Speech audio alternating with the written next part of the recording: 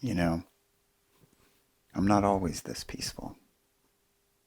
As a child, my mother's emotions would quickly escalate, and I learned that if I didn't manage her emotions, things would get dangerous.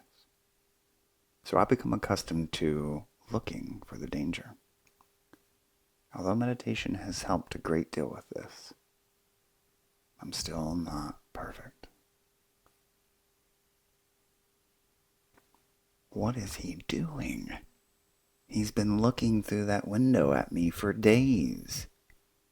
He's obviously plotting against me. I better let the other people in the village know what he's really up to.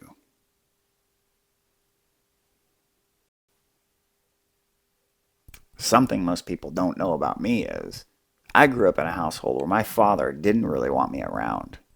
But I discovered if I tiptoed through the house, as quiet as a mouse, and didn't really ask for anything, those were the best ways to stay in his good graces.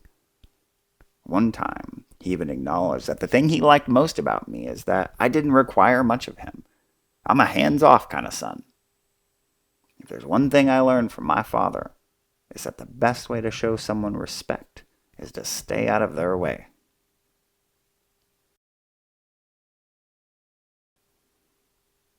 Goodness, he's still out there.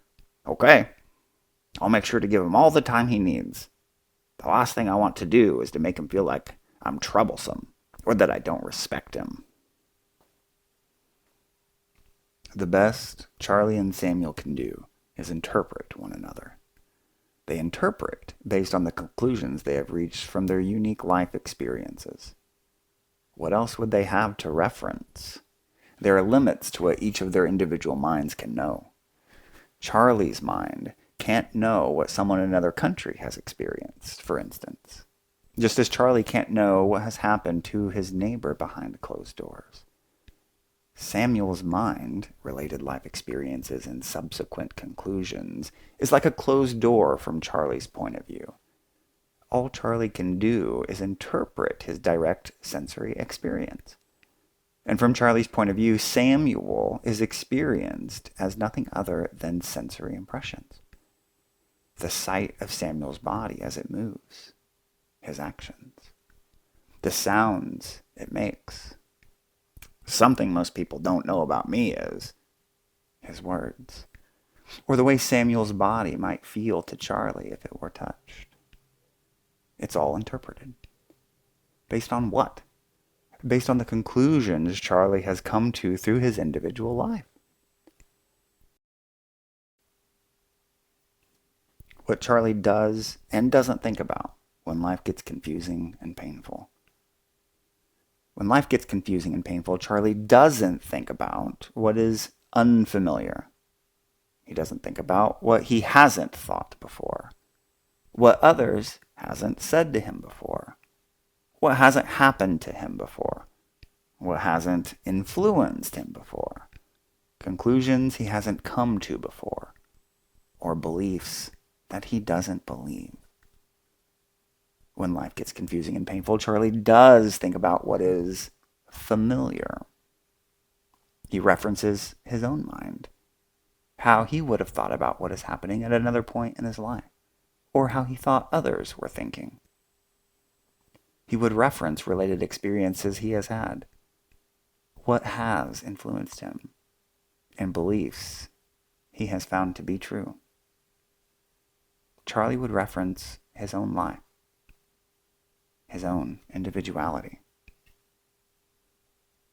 We are all really just having an experience of ourselves, only knowing the present as it relates to our past, reprocessing that past as external stimuli in the present demands that we refine our conclusions more deeply than we have so far.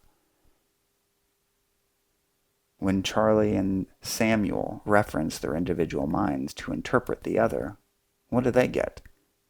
Themselves. Themselves mixed with fragments of facts gathered from the other's words and actions.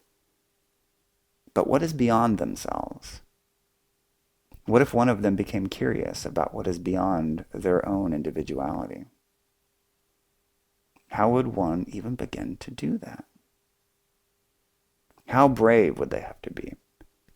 How much courage does it take to explore the unknown? How unsettling would it initially feel for Charlie and Samuel to stop referencing what has always been true for them? Everything in them will at first rebel against the curiosity required to explore beyond their individuality. But when their courage wins out, they will know complete humility. A prayer by Thomas Merton. My Lord God, I have no idea where I'm going. I do not see the road ahead of me. I cannot know for certain where it will end. Nor do I really know myself.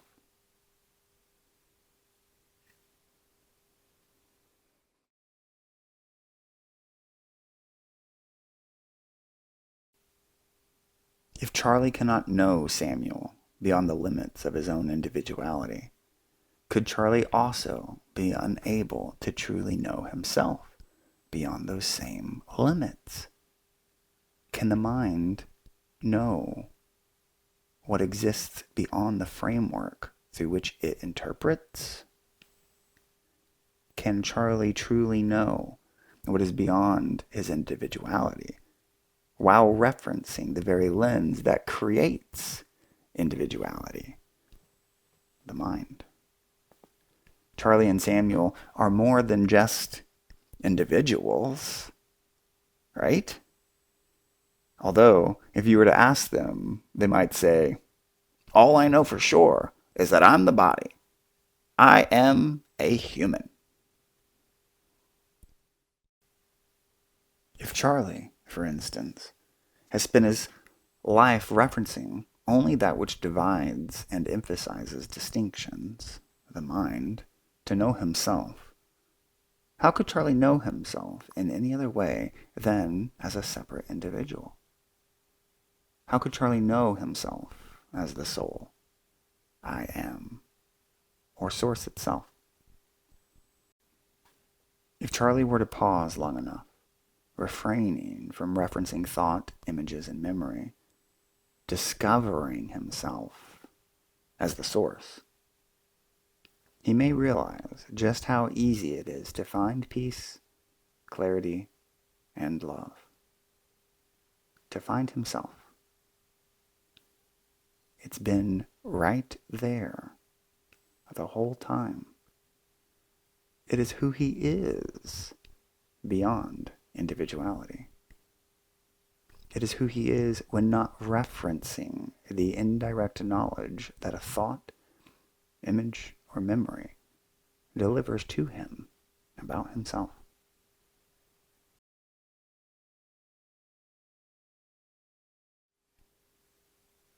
And finally, if Charlie were to know himself without reference to the mind, he might also begin to see that who he is not separate from the sensory impressions that we call others and the world. Only the mind would create such divisions.